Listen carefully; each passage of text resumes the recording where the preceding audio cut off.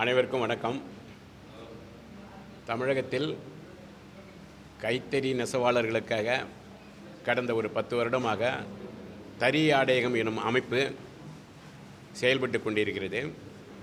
அந்த தறி ஆடையகத்தின் வேலை என்னவென்றால், தமிழகத்தில் எங்கெல்லாம் கைத்தறி நெசவாளர்கள் இருக்கின்றார்களோ அவர்கள் ஊர்களுக்கு சென்று அவர்கள் நெய்த துணிகளை கொள்முதல் செய்து அம்பத்தூர் எஸ்டேட்டில் அமைந்துள்ள தறியாடை மூலம் விற்பனை செய்து அதில் கிடைக்கக்கூடிய நிகர லாபத்தை ஒட்டுமொத்த தமிழக நெசவாளர்களுக்கு பகிர்ந்தளிப்பதே தறியாடகத்தின் சிறப்பம்சமாகும். கடந்த ஒரு 7 வருடத்தில் ஏறத்தாழ 1 கோடி ரூபாய் அளவுக்கு கிட்டத்தட்ட ஒரு 1000 பேருக்கு ஊக்கத்தொகை கொடுத்துள்ளோம். அது மட்டுமின்றி தறியாடகத்தின் சார்பாக உலகத்தில் எங்கேயுமே நிகழாத தறி நெசவாளருக்காக ஒரு பட்டிமன்றத்தை 2024 நடந்தது ஒரு பெருமைக்குரியது. அதில் கிடைத்த வருமானம் ஏறத்தாழ 25 லட்சம் ரூபாய் ரோட்டரி கிளப்பில் டெபாசிட் பண்ணி அந்த ஒவ்வொரு வருடத்திற்கும் கிடைக்கக்கூடிய ஈவுத்தொகை அதை வட்டியை மாவட்ட வாரியாக நாங்கள் கொடுத்துக்கின்னு இருக்கோம். இது மற்றொரு செயல். இப்போ தறி நெசவாளர்களுக்கு எப்பயுமே எந்த ஒரு இண்டஸ்ட்ரியாக இருந்தாலும் சரி, எந்த ஒரு தொழிலாக இருந்தாலும் சரி, அதை இயர்லி ஒரு தடவை ரிவ்யூ பண்ணணும். அதுதான் ப்ராஜெக்ட். அது பத்திரிகை துறையாக இருந்தாலும் சரி, விவசாயத்துறையாக இருந்தது, கைத்தொழில், மில்தறி, ஏஐ எதுவாக இருந்தாலும் சரி, அது எவ்வளோ அந்த காஸ்டிங்லாம் ரிவ்யூ பண்ணுவாங்க. அதுக்கு தான் கவர்மெண்ட்டில் ஒரு பட்ஜெட்டு வருஷத்துக்கு ஒரு தடவை போடுவாங்க. ஸோ எவ்வாறு உழவர்களுக்கு, அதாவது விவசாயத்திற்கு தனி நிதிநிலை பட்ஜெட்டு இருக்குதோ அதுபோல் ஏறத்தாழ 1 கோடி பேர் உள்ள அந்த நெசவு தொழிலுக்கு தனி நிதிநிலை பட்ஜெட் வேண்டும், அறிக்கை வேண்டும் என்றது அதுதான் இந்த பிரதான கோரிக்கை. ஒட்டுமொத்த நெசவாளர்களுக்காக தறியாடகத்தின் கோரிக்கையை நெசவு தொழிலுக்கான தனி நிதிநிலை அறிக்கை தேவை. இந்த சட்டமன்றத்தில் தமிழக முதல்வர் எங்களுடைய கோரிக்கையை செவிமடுத்து இந்த கோரிக்கையை நிறைவேற்றுவார் என்ற நம்பிக்கையுடன் இந்த கூட்டத்தை தொடங்குகிறேன். இப்போது நடைபெற்றிருக்கும் ஆட்சிக்கான ஒரு நன்றி நவிழல் என்னவென்றால், கடந்த காலங்களில் அந்த பொருளாதாரத்தில் குறைந்தவர்களுக்கு வேஷ்டி சேலை கொடுப்பது ஒவ்வொரு அரசின் கடமையாக செயல்பட்டு வந்தது. அப்பொழுதெல்லாம் அந்த ஒரு சேலையில் 20% பருத்தி, 70% மற்ற ரயான் போன்ற சில்க் ரகங்களை ஜாயின் பண்ணி தான் ஒரு சேலை வேஷ்டி தயார் பண்ணுவாங்க. ஆனால் இன்றைய தமிழக முதல்வர் 30% காட்டனை இன்க்ளூட் பண்ணியிருக்காங்க, 70% ரயான் இன்க்ளூட். அது அதாவது அந்த இலவசமாக கொடுத்து அது மதிப்பாக செயல்பட்டு நல்ல டிசைன்லாம் பண்ணியிருக்காங்க. அந்த மாடல்லாம் பார்த்துருக்கோம். ஸோ அது பொருளாதார குறைஞ்சவங்களுக்கு ஒரு மோசமான இதெல்லாம் செய்யக்கூடாது. அதையும் உயர்வாக நினச்சி செஞ்சதுக்கு இந்த அரசுக்கு நன்றியை தெரிவித்துக் கொள்வதுடன், இப்போ அந்த அந்த அந்த இலவச சேலை உற்பத்திக்கு ஏறத்தாழ 660-700 கோடி ஒதுக்கியிருக்காங்க. ஒதுக்கின மறுநாளே 350 கோடி அந்த பணத்தை கொடுத்துருக்க கவர்மெண்ட்டு. அதுக்கு அவங்களுக்கு ஒரு தேங்க்ஸ் சொல்லியிருக்கோம். அந்த அட்வான்ஸாக கொடுத்துருக்காங்க. அதில் இந்த இந்த இந்த ஆட்சி, முதல்வர் ஜோசப் விஜயின் ஆட்சி, ஏர்போர்ட்டில் கூட அதாவது ஒரு அதாவது ஹேண்ட்லூம் ப்ராடக்டை விற்கணுன்னு ஒரு ப்ரப்போஸ் பண்ணி நம்மளுடைய ஏர்போர்ட்டில் அண்ணா விமான அரங்கத்தில் அந்த கடை ஒன்று வச்சுருக்காங்க. ரொம்ப பெருமையாக இருக்கு. உலகம் பூரா இதை தனியாக பிராண்டு வச்சு எக்ஸ்போர்ட் பண்ண போகிறோன்னு ஒரு அறிவிப்பு சொல்லியிருக்காங்க. அதை அவங்க பண்ணாக்கா அவங்களுக்கு தறியாடகத்தின் சார் நன்றியை தெரிவித்துக் கொள்வதுடன், அதில் ஒவ்வொரு மாலில் இருக்க பெரிய பெரிய ஜவுளி கடையில், பெரிய பெரிய மாலில் அதாவது கைத்தறி துணி தான் விற்கணுன்னு பண்ணி சென்னையில் 2 இடத்த ஓப்பன் பண்ணியிருக்காரு கைத்தறி துணி அமைச்சர் விஜய் பாலாஜிங்க. அவங்களுக்கெல்லாம் நெசவாளர்கள் சார்பாக நாங்கள் நன்றி கலந்த வணக்கத்தை தெரிவித்துக் கொள்கிறோம். இந்த சூழ்நிலையில் கடந்த ஒரு வாரத்துக்கு முதல் எங்களுடைய கோரிக்கை தனி நிதிநிலை அறிக்கை நெசவு தொழிலுக்கு தேவை என்பதை மாண்புமிகு அமைச்சர் விஜய் பாலாஜிக்கு நாங்கள் கடிதம் கொடுக்கக்குள்ள அவர் இந்த கோரிக்கை ரொம்ப நல்லா இருக்குது, இதுக்கு இந்த உங்களுடைய கோரிக்கையை முதலமைச்சர் செயலகத்துக்கு நாங்கள் அனுப்பி இதுக்கு உண்டான ஆவணம் செய்யணும்னு ஒரு உறுதி கொடுத்துருக்காரு. அதுக்கும் ரொம்ப சந்தோஷமாக இருந்தது. சட்டமன்றத்துக்கு போகல 2-3 மினிஸ்டர் பார்க்கக்குள்ள அவங்களாம் கொஞ்சம் ஆதரவாக பேசுகிறாப்புல ஒரு நிலைமை இன்றைக்கு இருக்குது. அதுக்கு சந்தோஷம். ஸோ கடந்த காலங்களில் கடந்த காலங்களில் ஆட்சி செய்தவர்கள் நெசவு தொழிலுக்கு கொஞ்சம் செய்தாலும் ஆனால் நிறைய செய்யாது விட்டன ஒரு மனக்குமரலும் நெசவாளர்கள் மத்தியில் இருக்கு. இவங்க கிட்டத்தட்ட 12 மணி நேரம் வேலை செஞ்சாலும் இவங்களுடைய வருமானம் வந்து 6000 தாண்டதே கிடையாது. அப்படிப்பட்ட ஒரு படு கஷ்டத்தில் தான் இவங்க இருக்காங்க. அதனால் அவங்களுக்கெல்லாம் அவசியம் இந்த அரசை நம்பியிருக்க நெசவாளர்களுக்கு உதவி செய்யணும்னு நாங்கள் இங்கே ஒரு கோரிக்கை கொடுக்குறோம். நாங்கள் அப்புறம் வந்து அரசு வந்து என்ன தெரியுமா, எந்த ஒரு துறைக்கும் ஒரு அட்வர்டைஸ்மெண்ட் இல்லாத எந்த ஒரு தொழிலும் நடக்க முடியாது. அதனால் வந்து கடந்த திமுக ஆட்சியில் நாங்கள் வந்து அந்த சுவர் விளம்பரங்கள்லையும் பார்க்கு பிரிட்ஜஸ்லாம் இருக்கிறதுல வந்து தறியினுடைய படம் வேணும்னு சொன்னேன். 2-3 இடத்து தான் பண்ணாங்க. இவங்க வந்து எல்லா இடத்துலையும் அந்த இது உழவை எப்படி பெருமைப்படுத்துகிறார்கள், அதுபோல் நெசவு தொழிலை பெருமைப்படுத்த வேண்டிய ஒரு நிலைமை இவங்க எடுத்து வரணும். இதை தமிழ்நாடு பூரா செய்யணும்னு நாங்கள் இவங்கக்கிட்ட வேண்டிக் கொள்கிறோம். ஸோ வீவிங் வந்து அது ஏதோ ஒரு காட்டேஜ் இண்டஸ்ட்ரின்னு நினைக்கக்கூடாது. அது ஒரு பெரிய இண்டஸ்ட்ரீஸ். ஏறத்தாழ இந்த தமிழ்நாட்டில் வந்து இந்தியாவிலே சரி ஜவுளி ப்ராடக்ட் வந்து பெரிய டேர்ன் பெரிய அதனுடைய வியாபாரங்கள் வந்து பிரமிக்கிற அளவுக்கு இருக்குது. அது ஒரு இண்டஸ்ட்ரியாக கணிச்சு நாளுக்கு நாள் அதை எதை செம்மைப்படுத்த வேண்டுமோ, எந்த அளவுக்கு எக்ஸ்போர்ட் பண்ணணுமோ இதெல்லாம் அவங்க செஞ்சால் நல்லா இருக்கணும்னு நாங்கள் விரும்புகிறோம். கடந்த காலங்களில் வந்து இப்போ நீங்கள் போட்டிருக்க இந்த ஜீன்ஸ்லாம் வந்து விழுப்புரம் பக்கத்தில் இருக்க கெடார்னு ஒரு கிராமம் இங்கே தயார் பண்ணாங்க. அதை அரசு அந்த காலத்தில் மறுத்துட்டுது. அதை இவங்க டெவலப் பண்ணணும். குடியாத்தத்தில் வந்து 80க்கு 80 அதாவது மெலிசா தின்னமாக இருக்கும். 60க்கு அதில் சுடிதார்லாம் டெவலப் பண்ணாங்க. அதெல்லாம் இன்றைக்கி டெவலப் பண்ணால் நல்ல வசதி உள்ளவங்களும் வசதி குறைந்தவங்களும் அதை நிறைய வாங்குவாங்க. அதாவது ஈஸியாக வந்து இந்த ஹேண்ட்லூமால் அரசுக்கு பெரிய வருமானம் வரும். நெசவாளர்களும் நல்லா கொஞ்சம் நல்ல வருமானத்தில் பிழைத்து கொள்வார்கள். அதனால் இதுபோல் நடவடிக்கைலாம் இவங்க ஏற்படணும்னு நினைக்கிறோம் நாங்கள். அப்புறம் வந்து எவ்வாறு வந்து மழை காலங்களில் வந்து மீனவர்களுக்கும் விவசாயிகளுக்கும் சில உதவி மானியம் கொடுக்குறாங்களோ போல் நெசவு தொழிலே வந்து மழை காலங்களில் செய்ய முடியாது. ஏன்னா மழை காலங்களில் அந்த நெசவுக்கு வந்து தறி குழியில் வச்சு அந்த தரைக்கும் கீழே ஒரு 3 அடி குழியில் தான் வந்து வேலை செய்யணும் வச்சுக்கேன். அதனால் தண்ணிலாம் கோத்துக்கும் மழை காலங்களில். அதனால் மழைக்கால நிவாரணம் இவங்களுக்கும் கொடுக்கணும்னு நாங்கள் வேண்டிக் கொள்கிறோம். அது மட்டும் இல்லை, மருத்துவ வசதி வந்து ஒரு காலத்தில் வந்து நெசவாளர்களுக்கு 15,000 30,000 கொடுத்துருந்தாங்க. அதை வந்து சென்ட்ரல் கவர்மெண்ட்டு அந்த ஸ்கீமை நிறுத்தியிருக்காங்க. இவங்க அந்த ஸ்கீமை அவங்கக்கிட்ட கேட்டு இவங்க அதை கண்டினியூ பண்ணணுன்னு இந்த தமிழக அரசை நாங்கள் கேட்டுக்கொள்கிறோம். அதில் வந்து இன்சூரன்ஸில் அது வேணாம்.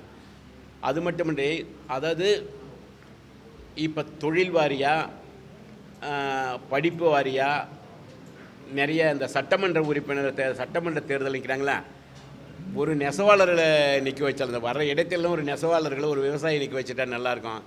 ஏன்னா எல்லாருமே அங்கே போகணும் சட்டமன்றத்துக்கு. இப்படி இந்த டாக்டர் தான் போகணும், இன்ஜினியர் பண்ணணும் கிடையாது. சரி, இவங்களும் போகணும். இதெல்லாம் நாங்கள் நெசவாளர்கள் ஒரு நெசவாளர் போகட்டுமே, அப்போ தானே அங்கே வச்சு பேச முடியும். அவனுக்கு தானே அந்த கஷ்ட நஷ்டம் தெரியும். இப்போ நெசவாளர்கிட்ட எனக்கு தான் தெரியும் கஷ்ட நஷ்டம்.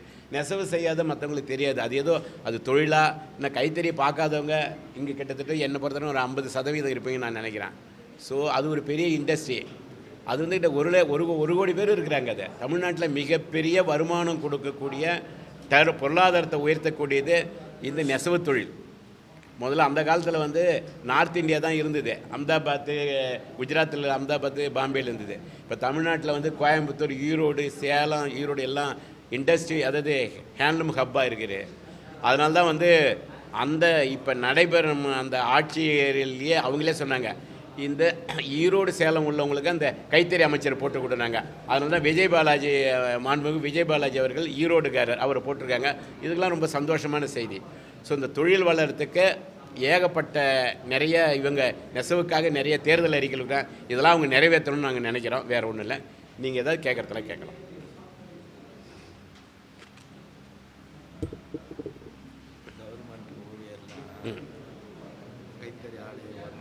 வாரத்துக்கு 2 நாள் வந்து கைத்தறி உடை அரசு ஊழியர்கள் அணிவார் சொன்னார்.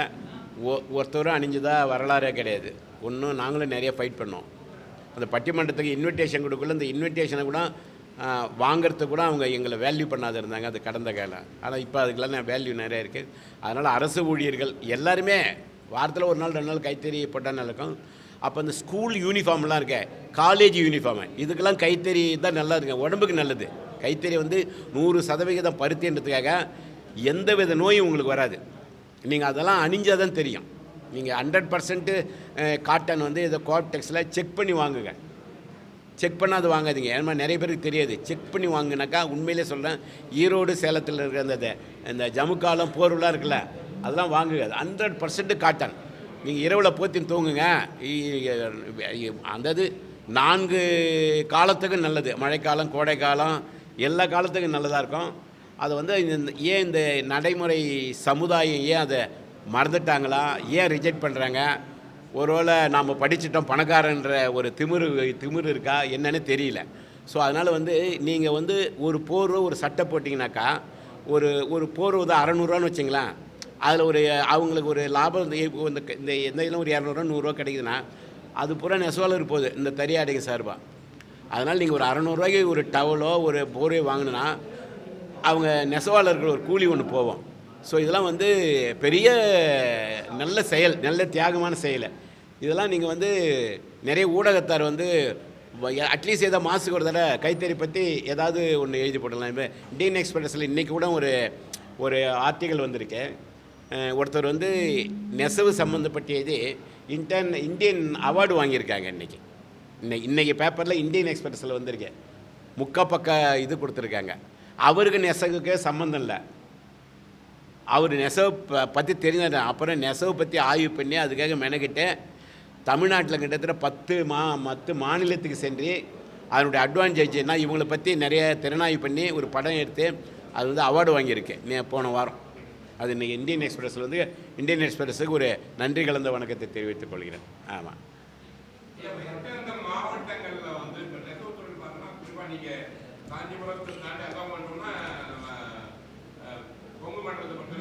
எஸ் ஃபுல்லாக ஆமாம்.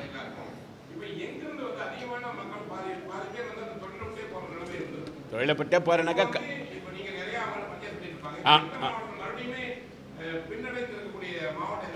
இல்லை, பின்னடைகிறதுக்கு ஒரே ஒரு காரணம்னாக்கா, இப்போ இன்றைக்கி ஐடி செக்டருக்கு எல்லாம் போகிறோன்னாக்கா அங்கே சம்பளம் அதிகம்.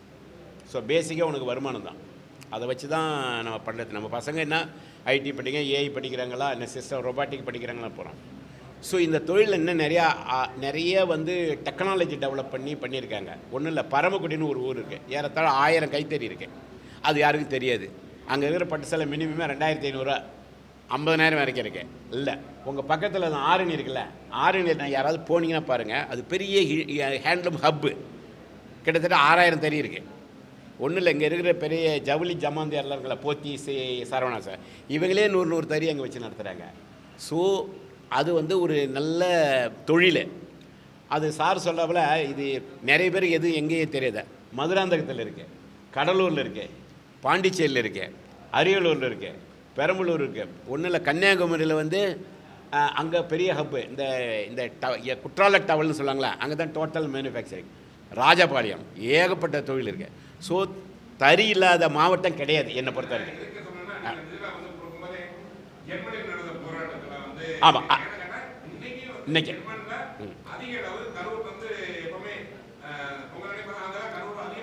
ஆமாம் ஆமாம்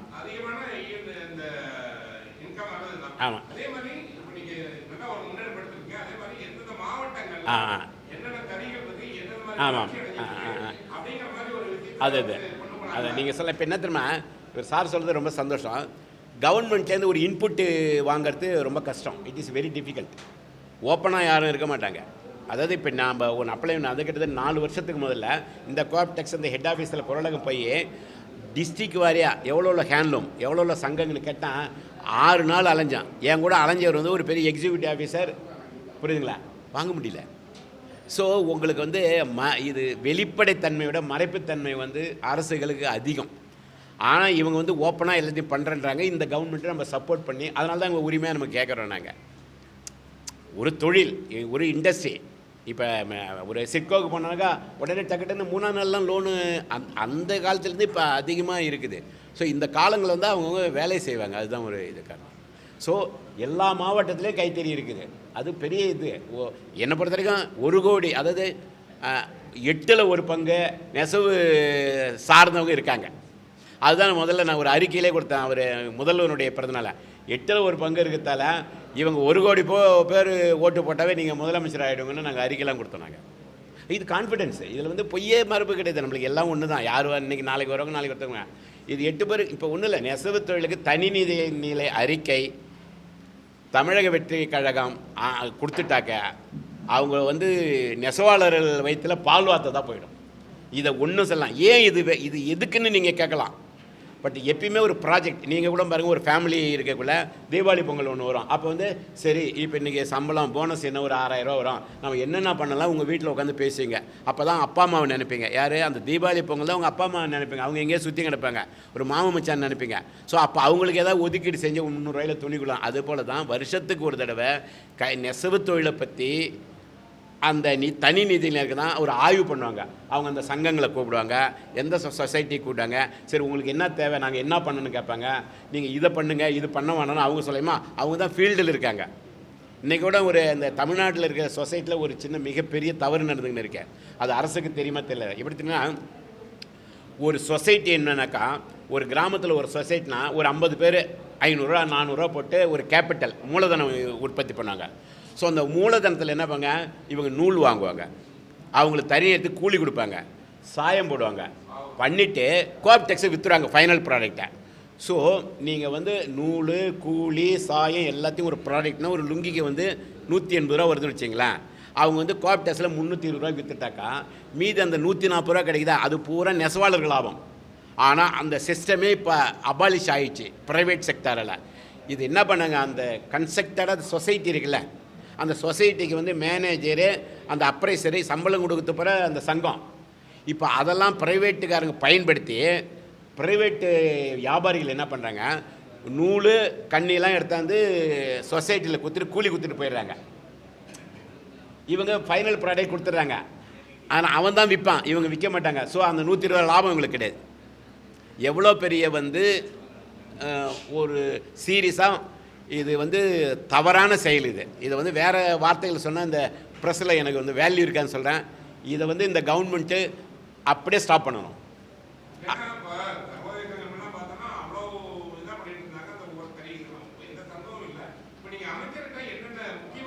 இல்லை அமைச்சர்கிட்ட ஃபஸ்ட்டு தனி நிலை அறிக்கை தான், அதை கொடுத்தாவே எல்லாம் வந்துடும். ஏன் தெரியுமா, இப்போ அங்கே தாங்க நீங்கள் வந்து என்னென்ன சொல்லுங்கன்னு கேட்குற இடமே அதானே. அங்கே எல்லாம் வந்துடுமே. இப்போ நான் ஒரு ஆள் தான் இருக்கேன், அங்கே வந்து நான் மாவட்டத்துக்கு 2 பிரதிநிதி வருவாங்க, அவங்கவுங்க இஷ்டத்தை சொல்லுவாங்க. அதில் வந்து அவங்க கொடுக்குற 40 பேர் வந்து 80 கோரிக்கை கொடுத்தாலாம் 8 கோரிக்கை நிறைவேற்றினாவே ஒரு தறி நெசவாளிக்கு ஒரு 200 ரூபா மாதம் கிடைக்கும். சிம்பிள் கொடுக்குறாங்க. அது டயத்துக்கு வர மாட்டேங்குது.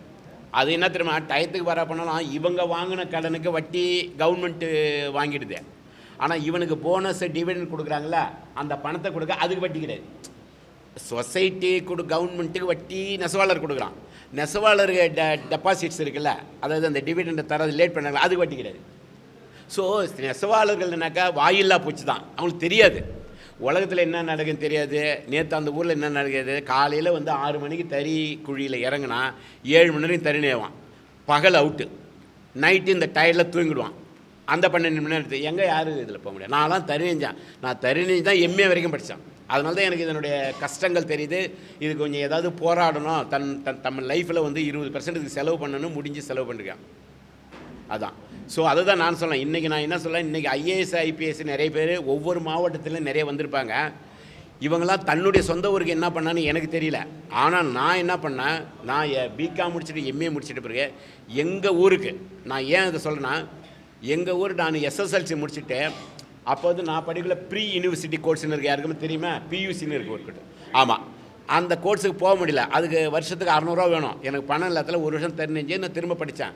ஸோ இந்த நிலமை எங்கள் ஊர் ஜனங்களுக்கு வரக்கூடாதுன்னு 40 வருஷமாக ஸ்டூடெண்ட்டு பாஸ் பண்ணால் 2000 பணம் வச்சுருவோம் அந்த சர்டிஃபிகேட்டில், பேரண்ட்ஸுக்கு கொடுத்து அனுப்பிச்சிடுவேன். அதுபோல் நீ ஒரு ஆள் நினச்சா ஊரே வாழணுன்றதுக்காக நான் சொல்கிறேன், அது பெருமன்றதுக்கு கிடையாது. பட் நம்ம செஞ்சதை சொல்லி காட்டினா தான் இன்னும் 4 பேர் செய்வாங்க. இப்போ எனக்கு என்ன 3 வருஷத்துக்கு பிறகு முன்னாடி என்னுடைய ஜூனியர் இருந்தாங்களே, அவங்க அண்ணா நீங்கள் எங்களுக்கு இந்த பணம் தராதிங்க, நாங்கள் பார்த்துக்குறோம். ஏன்னா எனக்கு பிறகு படித்தவங்களாம் லண்டன், அமெரிக்கா, ஃப்ரான்ஸ்லாம் போய் வேலை செய்ய ஆரம்பிச்சிடுறேன். நான் வந்து வருஷத்துக்கு 40,000 தான் செலவு பண்ணேன். ஆனால் இவன் வருஷத்துக்கு 5 லட்சம் கொடுக்குறாங்களா என்னுடைய ஜூனியர்ஸ். அதனால் வந்து அந்த வள்ளல் தன்மையும் கொடுக்குற தியாகமும் உங்கள் எக்ஸ்பீரியன்ஸில் வரும். அதை நீங்கள் சொல்லி காட்டணும், நான் இதெல்லாம் பண்ணுறேன் நீங்கள் பண்ணுங்கன்னு. அதில் ஒன்றும் தப்பு கிடையாது. ஸோ நெசவுக்கு ஒரே கோரிக்கை சார், தனி நிதி நிலை அறிக்கை தான். அது கொடுத்துட்டாவே நாங்கள் எப்படியும் வருஷத்துக்கு எங்களுடைய பிரதிநிதிகள்லாம் அவரை பார்ப்பாங்க, நல்லது நடக்கும். இதுக்கு பூரா நீங்கள் வந்து பத்திரிகைகள் வந்து ஒரு அரசை எடுத்தும் வரத்தும் ஒரு அரசை கவிக்கிறதுக்கு உண்டான அதாவது ஒரு வல்லமைப்படுத்துறது பத்திரிகை சுதந்திரம் தான். அது நீங்கள் அதை வந்து தறிக்காகவும் ஏதாவது நீங்கள் கொஞ்சம் மேனேஜ் ஒரு வருஷம் நீங்கள் கொஞ்சம் இதை மாதத்துக்கு ஒரு விஷயத்தை ரெடி பண்ணிங்கனாக்கா நல்லாயிருக்கும். அப்போ தான் அது கவர்மெண்ட் போவோம். நான் வந்து தனி மனித குரல் வந்து எடுபடாது, நீங்கள் தான் அது பண்ணணும். உங்களால் தான் அதெல்லாம் முடியும். நீங்கள் அதை எங்களுக்காக, அதாவது 1 கோடி கைத்தறி நெசவாளர் குடும்பத்துக்கு நீங்கள் மனசார கொஞ்சம் சப்போர்ட் பண்ணிங்கனாக்கா அதுவே எங்களுக்கு ஒரு வெற்றியாக தான் அமையும். ஆமாம், அது நீங்கள் நினச்சா, நான் நினச்சா முடியாது, நீங்கள் நினச்சா தனி நீதி நிலை அறிக்கை வந்துடும். ஒரு சில நெசவை நம்பிய குடும்பங்கள். ஆமாம், ஒரு 2 லட்சம் நெசவாளர்னாக்கா அதில் வந்து ஒரு தறிக்கு வந்து 6 பேர் 7 பேர் அதை நம்பி வேலை செய்வாங்க. இவங்களாம் வந்து குன்றத்தூர் கைத்தறி நெசவாளர்கள். இவங்க வந்து இன்னமும் வந்து லுங்கி, உங்களுக்கு எதாவது சொல்ல வேண்டும், ஏதாவது இருக்கா? நீங்கள் எதாவது சொல்ல போகிறீங்களா? ஆமாம், 60க்கு 60 இவங்க நெய்யறத 80க்கு 80 தறி நேரங்க. அதெல்லாம் வெரி டஃப் சப்ஜெக்டு. இவங்க நெய்யறது தான் வந்து உலக நாடு, துபாய், எங்கெங்கே போகுது, எல்லாம் போகுது. துபாயில் இவர் நெய்யறது தமிழ்நாட்டு பணம் வந்து 1300. ஒத்துக்கிறியா? இவங்களை அந்த ஒரு பாவுக்கு கூலி எவ்வளோ? ஒரு லுங்கிக்கு மட்டும் கூலி எவ்வளோ வருது? ஒரு லுங்கிக்கு 300 வருது. 300 நூலாகும், வேறு ஒன்றும் இல்லை. 600 முடிஞ்சிடும். 1300 அங்கே சேல்ஸ். இடைப்பட்ட தான். அதை ஏன் கவர்மெண்ட் எடுத்து பண்ணலாமா? கவர்மெண்ட்டு நம்மளுக்கு தானே, நம்மளுக்கு வேலை செய்ய தானே கவர்மெண்ட் வந்திருக்கு. ஏன் அதை பண்ண முடியும்? சிம்பிளுங்க. நீங்கள் எதுவுமே கஷ்டம்னாக்கா அது நடக்க கூட முடியாது எழுந்து. This is very simple. இன்றைக்கி வந்து முதல்வரெலாம் நினச்சாக்கா உலக நாடுகளில் இவருக்கு வந்து ரசிகர்கள் ஆதரவாளர்லாம் இருக்காங்க. லண்டனில் பிரான்ச்சு போடலாம், சிங்கப்பூரில் பிரான்ச் போடலாம், துபாயில் பிரான்ச் போடலாம், அழகாக போகும். அதுக்கு நீங்கள் ஒருவேளை அரசு ஆட்கள் தேவைன்னா நாங்களே ஃப்ரீ ஆஃப் காஸ்ட்டில் நாங்களே ஆளுங்களை சப்ளை பண்ணுறோன்றோம். ஏமா எங்களுக்கு தான் தெரியும். இப்போ எங்கள் நண்பர்கள், எங்கள் சொந்தக்காரங்க, எங்கள் தொழிலை நம்புறவங்க கஷ்டப்படல, அதில் மன வருத்தம் எங்களுக்கு தான் தெரியும். அதெல்லாம் நாங்கள் பண்ணுவோம். நாங்கள் அதை இன்னமும் பண்ணிட்டு தான் இருக்கோம். இல்லையே, ஈரோடில் இருக்கிற விஜய் பாலாஜிக்கு அழகாக தெரியுமா? ஃபுல்லாகவே தெரியுமா? தெரியும். அவர் தறி சம்மந்தப்பட்டவர் தானே. அதனால தானே கைத்தறி துணை அமைச்சர் வந்து அந்த நகரத்தில் உள்ளவங்க, அந்த மாவட்டத்தில் உள்ளவங்க, நீங்கள் கைத்தறித்துறைக்கு அமைச்சர் போட்டால் எங்கள் பகுதியிலேருந்து போட்டுனாங்க. அதை கேட்டாங்களே. ஆமாம், இல்லை அன்னைக்கு இல்லை நாம் எதுவுமே பண்ணலாம். எடுத்து வந்துச்சு.